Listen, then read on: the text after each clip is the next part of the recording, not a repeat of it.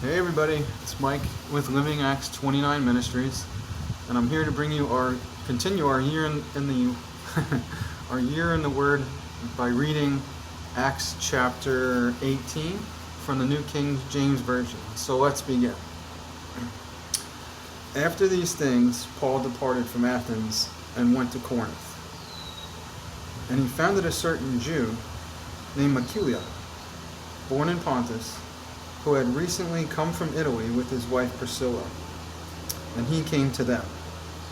So because he was of the same trade, he stayed with them and worked, for by occupation they were tent makers.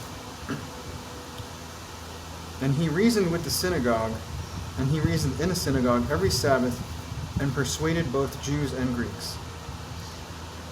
When Silas and Timothy had come from Macedonia, Paul was compelled by the Spirit and testified to the Jews that Jesus is the Christ. But when they opposed him and blasphemed, he shook his garments and said to them, "Your blood be upon your own heads, I am clean. From now on I will go to the Gentiles." And he departed from there and entered the house of a certain man named Justus, one who worshipped God, whose house was next door to the synagogue. Then Crispus, the ruler of the synagogue, believed on the Lord with all his household. And many of the Corinthians, hearing, believed and were baptized. Now the Lord spoke to Paul in the night by a vision, and he said, "Do not be afraid, but speak and do not keep silent, for I am with you, and no one will attack you or hurt you, for I have many people in this city." And he continued there 1 year and 6 months, teaching the word of God among them.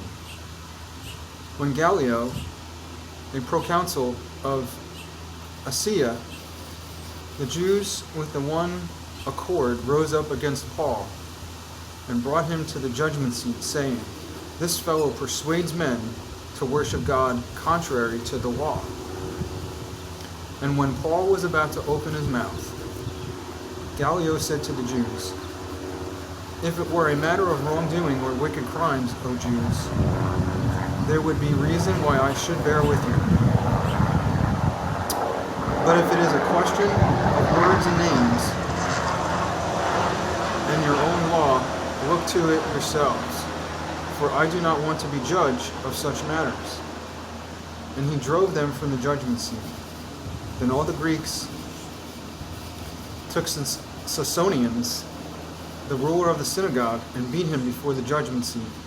But Gallio took no notice of these things. So Paul still remained a good while. Then he took leave of the brethren and sailed to Syria, and Priscilla and Aquila were there with him. He had his hair cut off at Caesarea, for he had taken a vow. And he came to Ephesus and left them there. But he himself entered the synagogue and reasoned with the Jews. But when they asked him to stay a little longer, he did not consent, but took leave of them, saying, "I must by all means keep this coming feast in Jerusalem, but I will return to you, God willing." And he sailed from Ephesus. And when he had landed at Caesarea and gone up and greeted the church, he went down to Antioch. After he had spent some time there, he departed and went over the region of Galatia in order strengthening all the disciples. Now a certain Jew named Apollos, born at Alexandria, an eloquent man and mighty in the scriptures, came to Ephesus. And this man had been instructed in the way of the Lord, and being fervent in spirit, he spoke and taught accurately the things of the Lord, though he knew only the baptism of John. So he began to speak boldly in the synagogue. When Aquila and Priscilla heard him, they took him aside and explained to him the way of God more accurately. And when he desired to cross Asia, the brethren wrote, exhorting the disciples to receive him.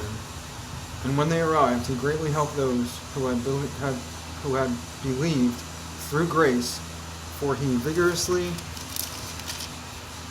refuted the Jews publicly, showing the scriptures that Jesus is the Christ. Thank you, and have a blessed day.